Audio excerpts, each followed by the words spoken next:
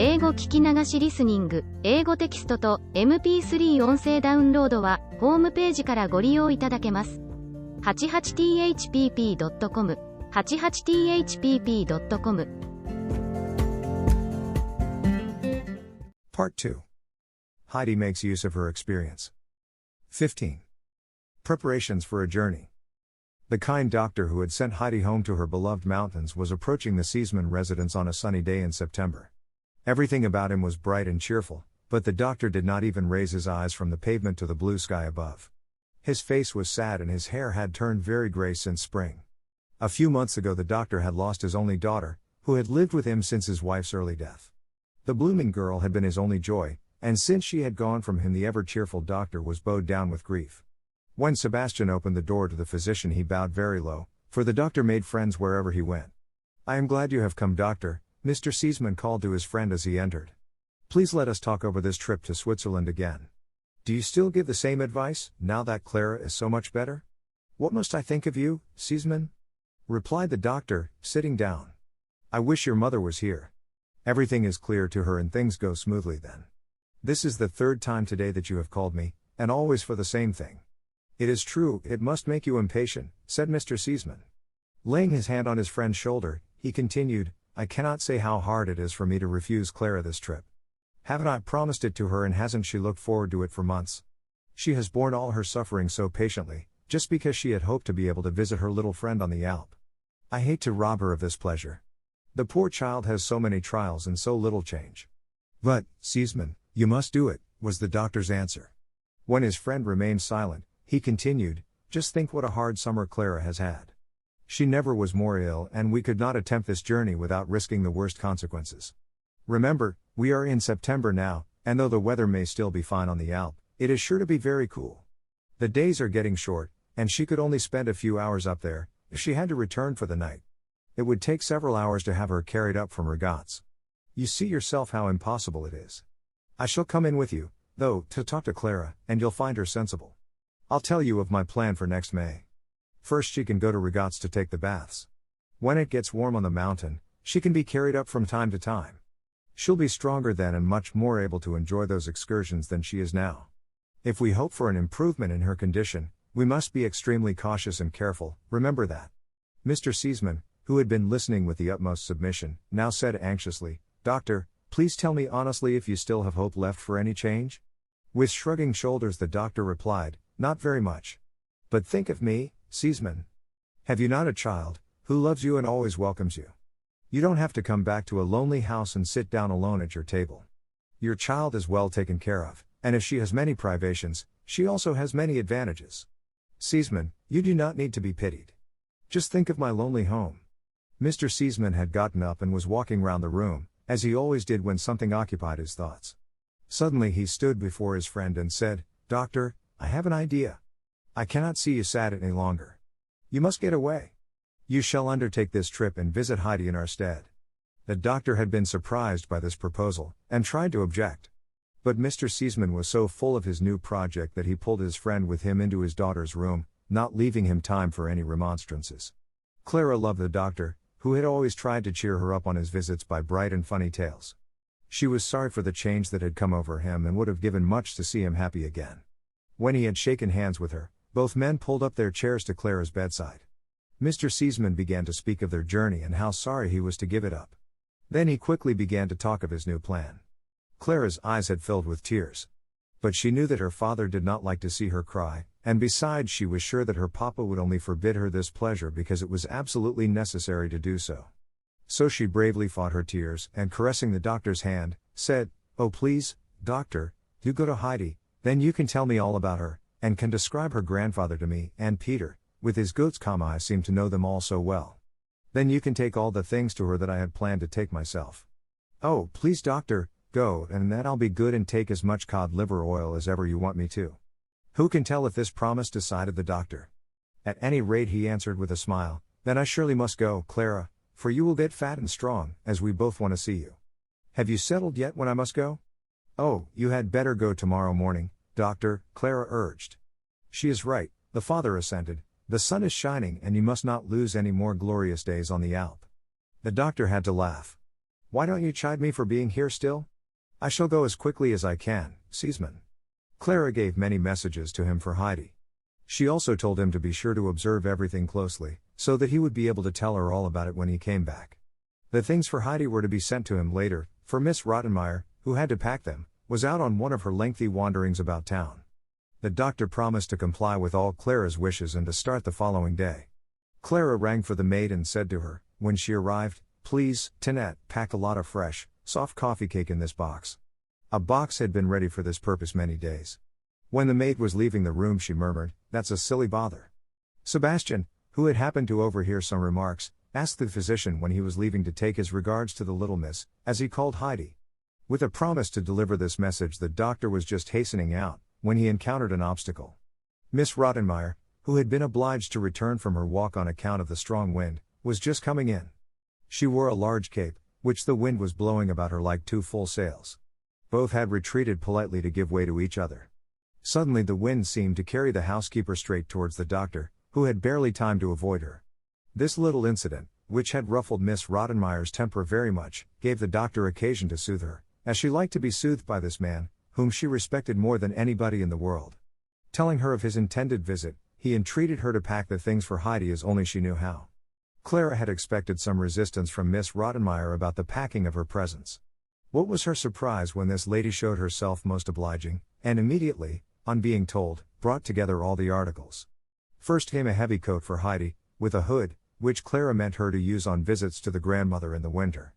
Then came a thick warm shawl and a large box with coffee cake for the grandmother. An enormous sausage for Peter's mother followed, and a little sack of tobacco for the grandfather. At last a lot of mysterious little parcels and boxes were packed, things that Clara had gathered together for Heidi. When the tidy pack lay ready on the ground, Clara's heart filled with pleasure at the thought of her little friend's delight. Sebastian now entered, and putting the pack on his shoulder, carried it to the doctor's house without delay. 16. A guest on the ALP. The early dawn was tinging the mountains and a fresh morning breeze rocked the old fir trees to and fro. Heidi opened her eyes, for the rustling of the wind had awakened her. These sounds always thrilled her heart, and now they drew her out of bed. Rising hurriedly, she soon was neatly dressed and combed. Coming down the little ladder and finding the grandfather's bed empty, she ran outside. The old man was looking up at the sky to see what the weather was going to be like that day. Rosy clouds were passing overhead, but gradually the sky grew more blue and deep, and soon a golden light passed over the heights, for the sun was rising in all his glory. "Oh, how lovely! Good morning, grandfather," Heidi exclaimed. "Are your eyes bright already?" The grandfather retorted, holding out his hand.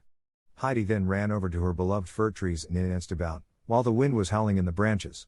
After the old man had washed and milked the goats, he brought them out of the shed. When Heidi saw her friends again, she caressed them tenderly, and they in their turn nearly crushed her between them. Sometimes when Barley got too wild, Heidi would say, "But Barley, you pushed me like the big Turk," and that was enough to quiet the goat. Soon Peter arrived with the whole herd, the jolly Thistlefinch ahead of all the others. Heidi, being soon in the midst of them, was pushed about among them. Peter was anxious to say a word to the little girl, so he gave a shrill whistle, urging the goats to climb ahead. When he was near her he said reproachfully, "You really might come with me today." "No, I can't, Peter," said Heidi. "They might come from Frankfurt any time. I must be home when they come." "How often you have said that," grumbled the boy. "But I mean it," replied Heidi. "Do you really think I want to be away when they come from Frankfurt? Do you really think that, Peter?" "They could come to Uncle," Peter growled. Then the grandfather's strong voice was heard. "Why doesn't the army go forward? Is it the field marshal's fault, or the fault of the troop?"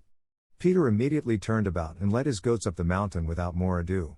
Since Heidi had come home again to her grandfather, she did many things that had never occurred to her before.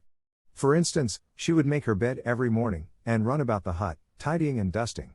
With an old rag she would rub the chairs and table till they all shone, and the grandfather would exclaim, "It is always Sunday with us now, Heidi has not been away in vain."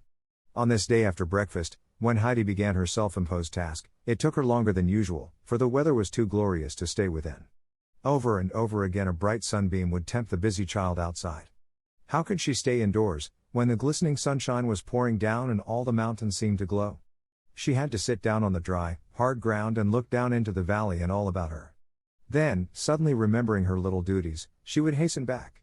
It was not long, though, till the roaring fir trees tempted her again. The grandfather had been busy in his little shop, merely glancing over at the child from time to time. Suddenly he heard her call, "Oh grandfather, come." He was frightened and came out quickly. He saw her running down the hill crying, "They are coming, they are coming. Oh, the doctor is coming first." When Heidi at last reached her old friend, he held out his hand, which Heidi immediately seized. In the full joy of her heart, she exclaimed, "How do you do, doctor? And I thank you 1,000 times. How are you, Heidi? But what are you thanking me for already?" The doctor asked, with a smile. "Because you let me come home again," the child explained. The gentleman's face lit up like sunshine. He had certainly not counted on such a reception on the Alp. On the contrary. Not even noticing all the beauty around him, he had climbed up sadly, for he was sure that Heidi probably would not know him any more. He thought that he would be far from welcome, being obliged to cause her a great disappointment. Instead, he beheld Heidi's bright eyes looking up at him in gratefulness and love. She was still holding his arm, when he said, "Come now, Heidi, and take me to your grandfather, for I want to see where you live." Like a kind father he had taken her hand, but Heidi stood still and looked down the mountainside. "But where are Clara and Grandmama?" she asked. "Child, I must tell you something now which will grieve you as much as it grieves me," replied the doctor. "I had to come alone, for Clara has been very ill and could not travel. Of course Grandmama has not come either, but the spring will soon be here, and when the days get long and warm, they will surely visit you." Heidi was perfectly amazed. She could not understand how all those things that she had pictured to herself so clearly would not happen after all. She was standing perfectly motionless, confused by the blow. It was some time before Heidi remembered that, after all, she had come down to meet the doctor. Looking up at her friend, she was struck by his sad and cheerless face. How changed he was since she had seen him. She did not like to see people unhappy, least of all the good, kind doctor. He must be sad because Clara and Grandmama had not come, and to console him she said, "Oh, it won't last long till spring comes again, then they will come for sure, they'll be able to stay much longer then, and that will please Clara. Now we'll go to grandfather." Hand in hand she climbed up with her old friend. All the way she tried to cheer him up by telling him again and again of the coming summer days. After they had reached the cottage, she called out to her grandfather quite happily, "They are not here yet, but it won't be very long before they are coming." The grandfather warmly welcomed his guest, who did not seem at all a stranger, for had not Heidi told him many things about the doctor? They all three sat down on the bench before the door, and the doctor told of the object of his visit. He whispered to the child that something was coming up the mountain very soon which would bring her more pleasure than his visit. What could it be? The uncle advised the doctor to spend the splendid days of autumn on the Alp, if possible, and to take a little room in the village instead of in Regatz. Then he could easily walk up every day to the hut, and from there the uncle could take him all around the mountains. This plan was accepted. The sun was in its zenith and the wind had ceased. Only a soft, delicious breeze fanned the cheeks of all. The uncle now got up and went into the hut, returning soon with a table and their dinner.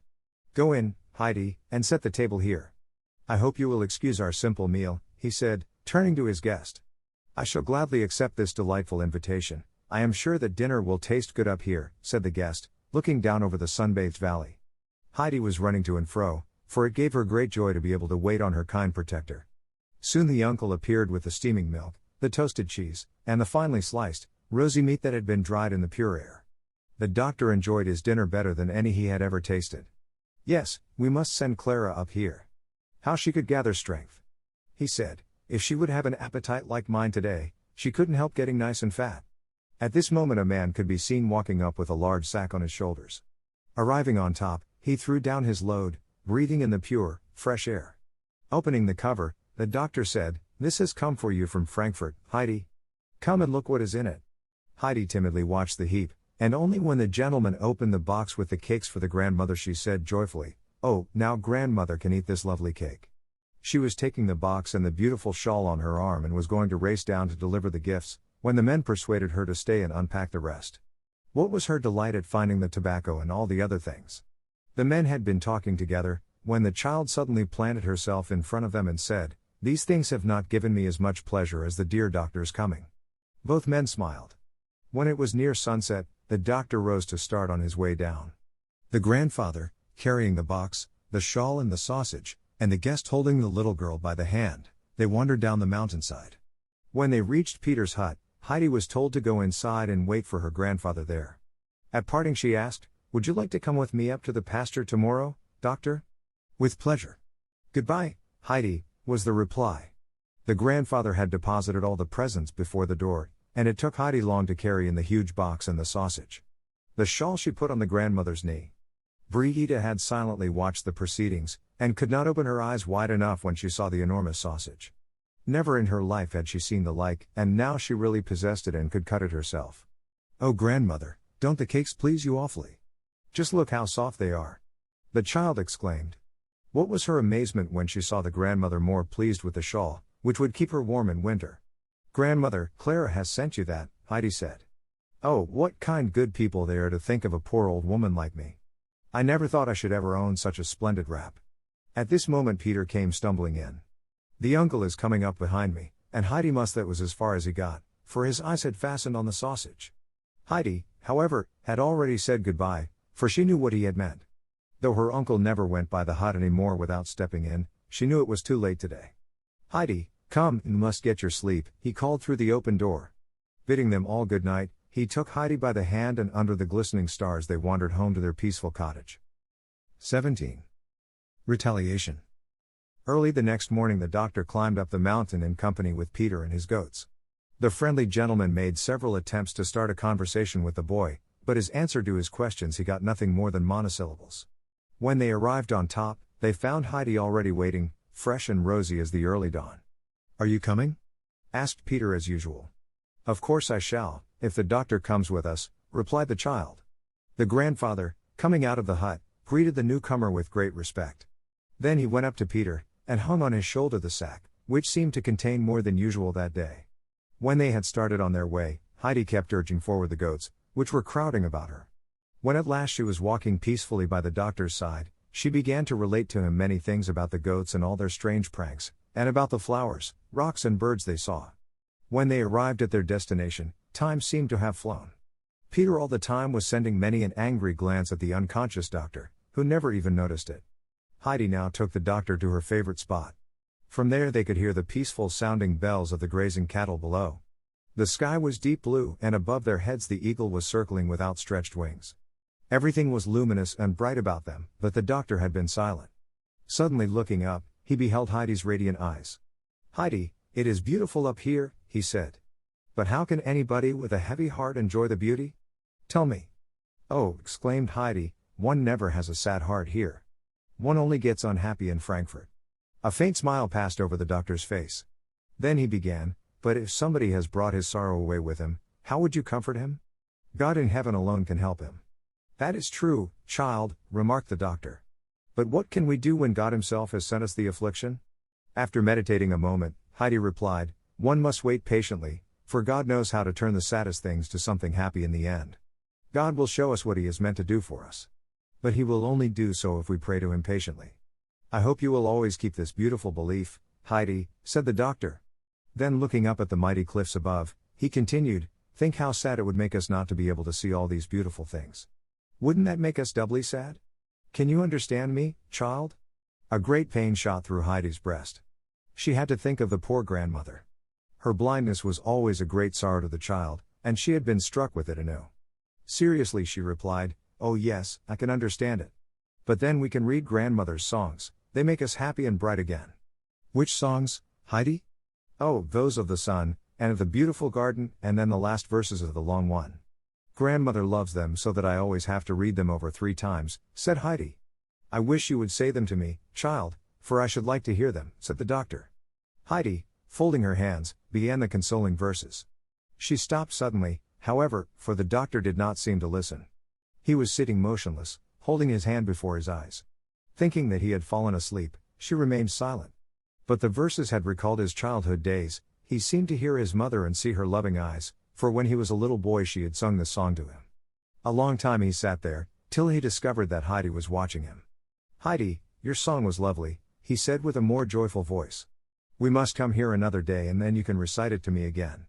During all this time Peter had been boiling with anger. Now that Heidi had come again to the pasture with him, she did nothing but talk to the old gentleman. It made him very cross that he was not even able to get near her. Standing a little distance behind Heidi's friend, he shook his fist at him, and soon afterwards both fists, finally raising them up to the sky, as Heidi and the doctor remained together. When the sun stood in its zenith and Peter knew that it was noon, he called over to them with all his might, Time to eat. When Heidi was getting up to fetch their dinner, the doctor just asked for a glass of milk, which was all he wanted. The child also decided to make the milk her sole repast, running over to Peter and informing him of their resolution.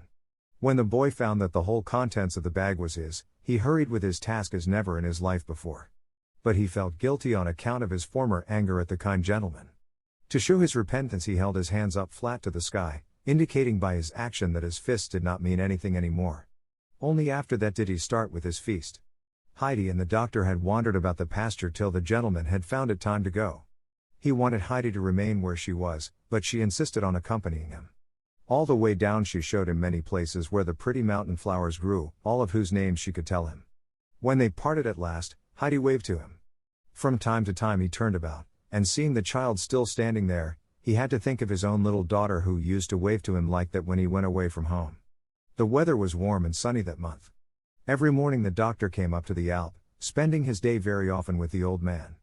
Many a climb they had together that took them far up, to the bare cliffs near the eagle's haunt. The uncle would show his guest all the herbs that grew on hidden places and were strengthening and healing. He could tell many strange things of the beasts that lived in holes in rock or earth, or in the high tops of trees.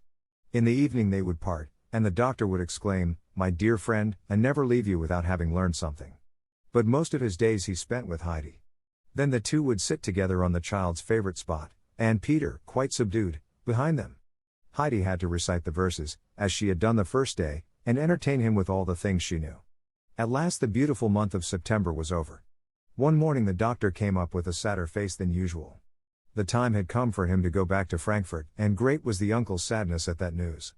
Heidi herself could hardly realize that her loving friend, whom she had been seeing every day, was really leaving. The doctor himself was loath to go, for the Alp had become as a home to him. But it was necessary for him to go, and shaking hands with the grandfather, he said goodbye, Heidi going along with him a little way. Hand in hand they wandered down, till the doctor stood still. Then caressing Heidi's curly hair, he said, "Now I must go, Heidi. I wish I could take you along with me to Frankfurt, then I could keep you." At those words all the rows and rows of houses and streets, Miss Rottenmeier and Tinette rose before Heidi's eyes. Hesitating a little, she said, "I should like it better if you would come to see us again. I believe that will be better." "Now farewell," said the friendly gentleman. When they shook hands his eyes filled with tears. Turning quickly he hurried off. Heidi, standing on the same spot, looked after him. What kind eyes he had! But they had been full of tears. All of a sudden she began to cry bitterly, and ran after her friend, calling with all her might but interrupted by her sobs, "Oh doctor, doctor." Looking round he stood still and waited till the child had reached him. Her tears came rolling down her cheeks while she sobbed, "I'll come with you to Frankfurt and I'll stay as long as ever you want me to. But first I must see grandfather." "No, no, dear child," he said affectionately, "not at once.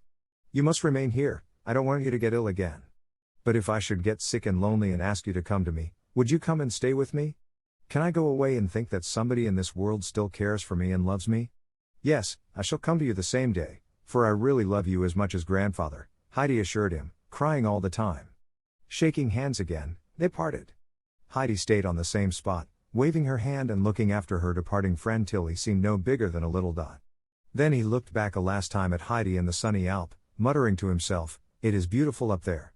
Body and soul get strengthened in that place and life seems worth living again." 18. Winter in the village. The snow lay so deep around the alm hut that the windows seemed to stand level with the ground and the house door had entirely disappeared. Round Peter's hut it was the same. When the boy went out to shovel the snow, he had to creep through the window, then he would sink deep into the soft snow and kick with arms and legs to get free. Taking a broom, the boy would have to clear away the snow from the door to prevent its falling into the hut. The uncle had kept his word. When the first snow had fallen, he had moved down to the village with Heidi and his goats. Near the church and the parish house lay an old ruin that once had been a spacious building. A brave soldier had lived there in days gone by, he had fought in the Spanish War, and coming back with many riches, had built himself a splendid house. But having lived too long in the noisy world to be able to stand the monotonous life in the little town, he soon went away, never to come back. After his death, many years later, though the house was already beginning to decay, a distant relation of his took possession of it. The new proprietor did not want to build it up again, so poor people moved in. They had to pay little rent for the house, which was gradually crumbling and falling to pieces. Years ago, when the uncle had come to the village with Tobias, he had lived there. Most of the time it had been empty, for the winter lasted long and cold winds would blow through the chinks in the walls. When poor people lived there, their candles would be blown out and they would shiver with cold in the dark. But the uncle had known how to help himself. In the fall, as soon as he had resolved to live in the village, he came down frequently, fitting up the place as best he could. On approaching the house from the back, one entered an open room, where nearly all the walls lay in ruins. On one side the remains of a chapel could be seen, now covered with the thickest ivy. A large hall came next, with a beautiful stone floor and grass growing in the crevices. Most of the walls were gone and part of the ceiling also. If a few thick pillars had not been left supporting the rest, it would undoubtedly have tumbled down. The uncle had made a wooden partition here for the goats, and covered the floor with straw. Several corridors, most of them half decayed, led finally to a chamber with a heavy iron door. This room was still in good condition and had dark wood paneling on the four firm walls.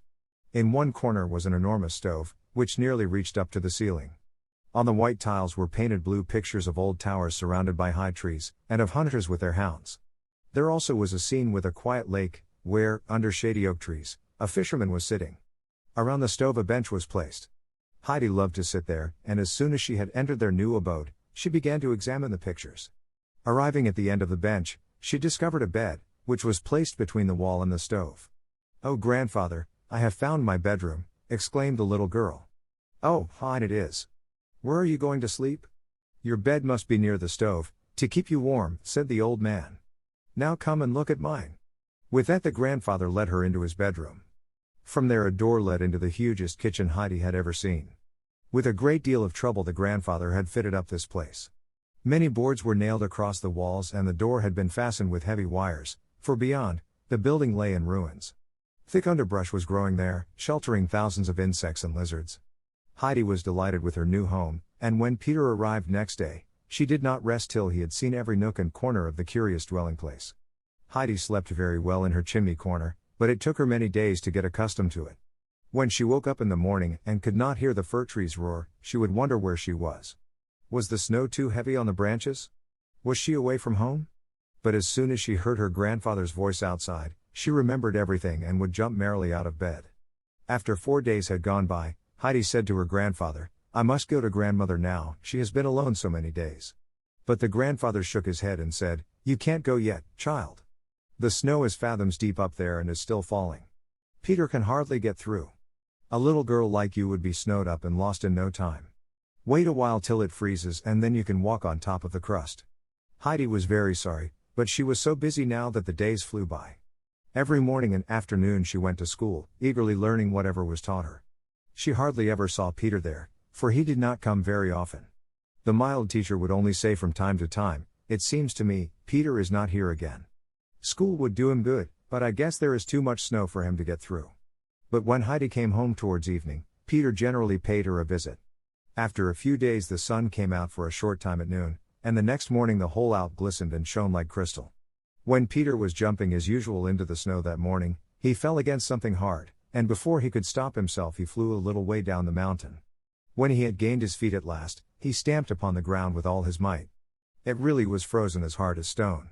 Peter could hardly believe it, and quickly running up and swallowing his milk, and putting his bread in his pocket, he announced, "I must go to school today." "Yes, go and learn nicely," answered his mother. Then, sitting down on his sled, the boy coasted down the mountain like a shot. Not being able to stop his course when he reached the village, he coasted down further and further, till he arrived in the plain, where the sled stopped of itself. It was already late for school, so the boy took his time and only arrived in the village when Heidi came home for dinner. "We've got it," announced the boy, on entering. "What, General?" asked the uncle. "The snow," Peter replied. "Oh, now I can go up to grandmother." Heidi rejoiced. "But Peter, why didn't you come to school? You could coast down today," she continued reproachfully. "I went too far on my sled and then it was too late," Peter replied. "I call that deserting," said the uncle. "People who do that must have their ears pulled, do you hear?" The boy was frightened, for there was no one in the world whom he respected more than the uncle. "A general like you ought to be doubly ashamed to do so," the uncle went on. "What would you do with the goats if they did not obey you any more?" "Beat them," was the reply. "If you knew of a boy that was behaving like a disobedient goat and had to get spanked, what would you say? Serves him right. So now you know it, Goat General, if you miss school again, when you ought to be there, you can come to me and get your due." Now at last Peter understood what the uncle had meant. More kindly, the old man then turned to Peter and said, "Come to the table now and eat with us. Then you can go up with Heidi, and when you bring her back at night, you can get your supper here." This unexpected change delighted Peter. Not losing any time, he soon disposed of his full plate. Heidi, who had given the boy most of her dinner, was already putting on Clara's new coat. Then together they climbed up, Heidi chatting all the time. But Peter did not say a single word. He was preoccupied and had not even listened to Heidi's tales. Before they entered the hut, the boy said stubbornly, "I think I had rather go to school than get a beating from the uncle." Heidi promptly confirmed him in his resolution. When they went into the room, Peter's mother was alone at the table mending. The grandmother was nowhere to be seen. Brigitte now told Heidi that the grandmother was obliged to stay in bed on those cold days, as she did not feel very strong. That was something new for Heidi. Quickly running to the old woman's chamber, she found her lying in a narrow bed, wrapped up in her gray shawl and thin blanket. "Thank heaven!" the grandmother exclaimed when she heard her darling's step. All autumn and winter long a secret fear had been gnawing at her heart, that Heidi would be sent for by the strange gentleman of whom Peter had told her so much. Heidi had approached the bed, asking anxiously, "Are you very sick, grandmother?" "No, no, child," the old woman reassured her. "The frost has just gone into my limbs a little." "Are you going to be well again as soon as the warm weather comes?" inquired Heidi. Yes, and if God wills, even sooner. I want to go back to my spinning wheel and I nearly tried it today. I'll get up tomorrow, though," the grandmother said confidently, for she had noticed how frightened Heidi was. The last speech made the child feel more happy. Then, looking wonderingly at the grandmother, she said, "In Frankfurt people put on a shawl when they go out. Why are you putting it on in bed, grandmother?" "I put it on to keep me warm, Heidi. I am glad to have it, for my blanket is very thin." "But, grandmother, your bed is slanting down at your head, where it ought to be high. No bed ought to be like that." "I know, child, I can feel it well." So saying, the old woman tried to change her position on the pillow that lay under her like a thin board. "My pillow never was very thick, and sleeping on it all these years has made it flat. Oh dear, if I had only asked Clara to give me the bed I had in Frankfurt," Heidi lamented. "It had 3 big pillows on it, I could hardly sleep because I kept sliding down from them all the time." "Could you sleep with them, grandmother?" "Of course, because that would keep me warm. I could breathe so much easier, too," said the grandmother, trying to find a higher place to lie on. "But I must not talk about it any more, for I have to be thankful for many things. I get the lovely roll every day and have this beautiful warm shawl. I also have you, my child. Heidi, wouldn't you like to read me something today?" Heidi immediately fetched the book and read one song after another. The grandmother in the meantime was lying with folded hands, her face, which had been so sad a short time ago, was lit up with a happy smile. Suddenly Heidi stopped. "Are you well again, grandmother?" she asked. "I feel very much better, Heidi. Please finish the song, will you?" The child obeyed, and when she came to the last words, "When mine eyes grow dim and sad, let thy love more brightly burn, that my soul, a wanderer glad, safely homeward may return. Safely homeward may return," she exclaimed, "Oh, grandmother, I know what it is like to come home." After a while she said, "It is getting dark, grandmother, I must go home now. I am glad that you feel better again." The grandmother, holding the child's hand in hers, said, "Yes, I am happy again, though I have to stay in bed. Nobody knows how hard it is to lie here alone, day after day. I do not hear a word from anybody and cannot see a ray of sunlight. I have very sad thoughts sometimes, and often I feel as if I could not bear it any longer. But when I can hear those blessed songs that you have read to me, it makes me feel as if a light was shining into my heart, giving me the purest joy." Shaking hands, the child now said good night and pulling Peter with her, ran outside. The brilliant moon was shining down on the white snow, light as day. The 2 children were already flying down the Alp, like birds soaring through the air. After Heidi had gone to bed that night, she lay awake a little while, thinking over everything the grandmother had said, especially about the joy the songs had given her. If only poor grandmother could hear those comforting words every day. Heidi knew that it might be a week or 2 again before she could repeat her visit.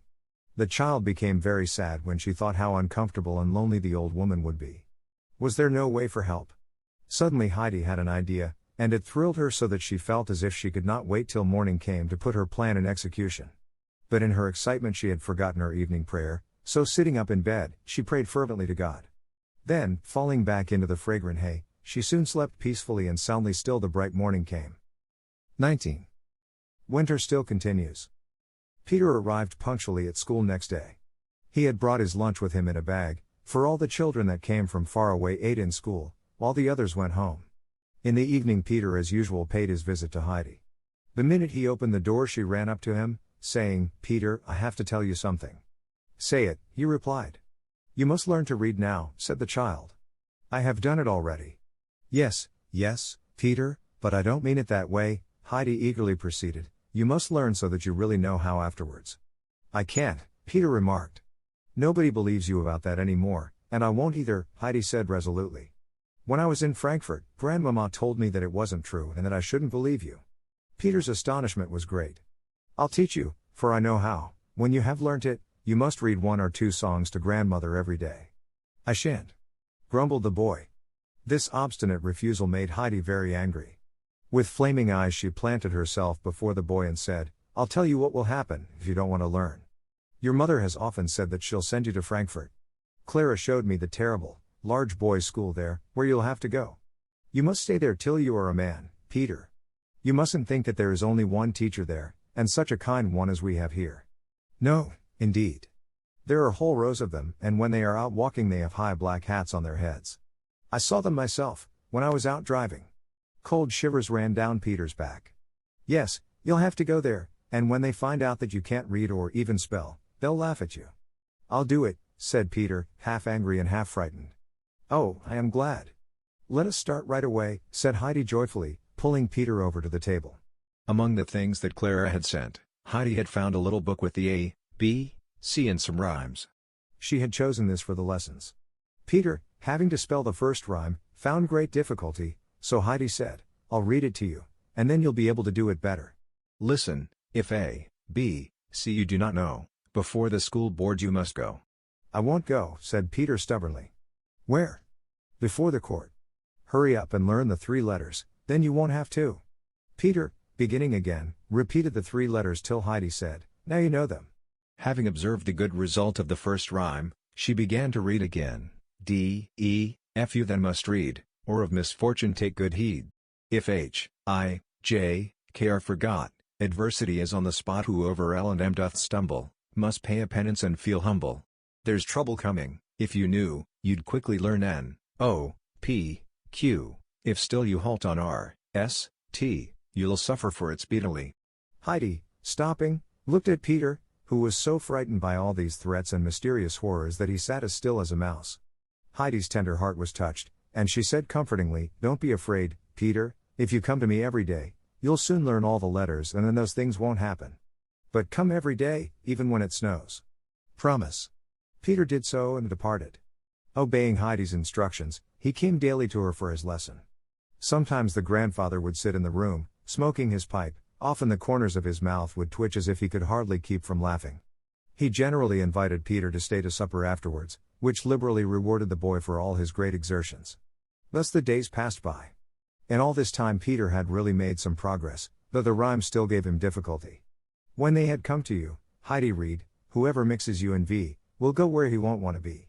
And further, if W you still ignore, look at the rod beside the door. Often Peter would growl and object to those measures, but nevertheless he kept on learning, and soon had but 3 letters left. The next few days the following rhymes, with their threats, made Peter more eager than ever.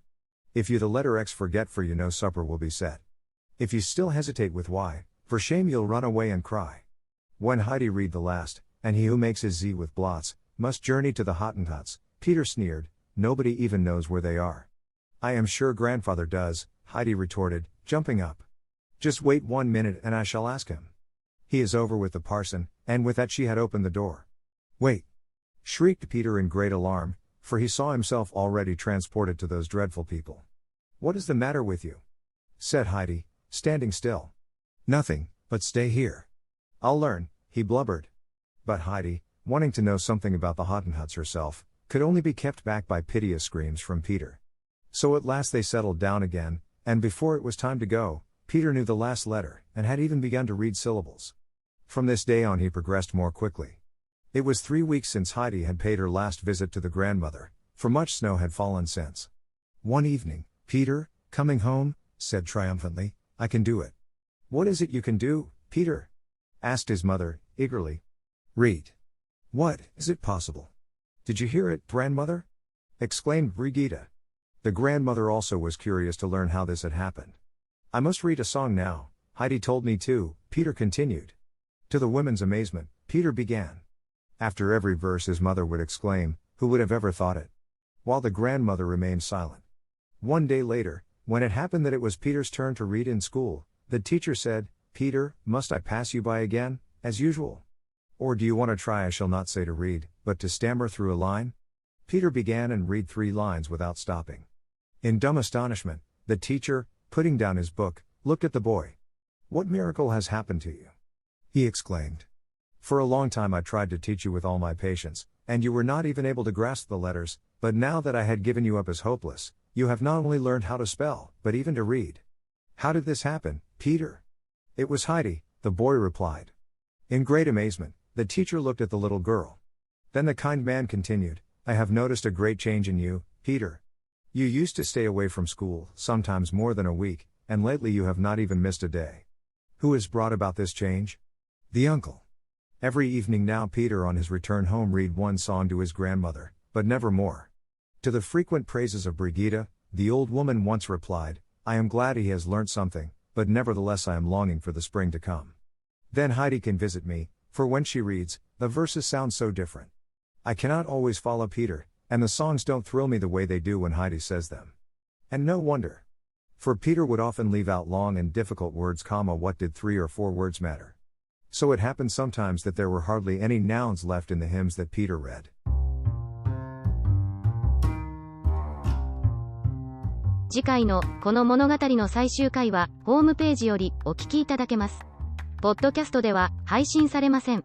ホームページより物語の結末をお楽しみください。88thpp.com 88thpp.com 英語聞き流しリスニング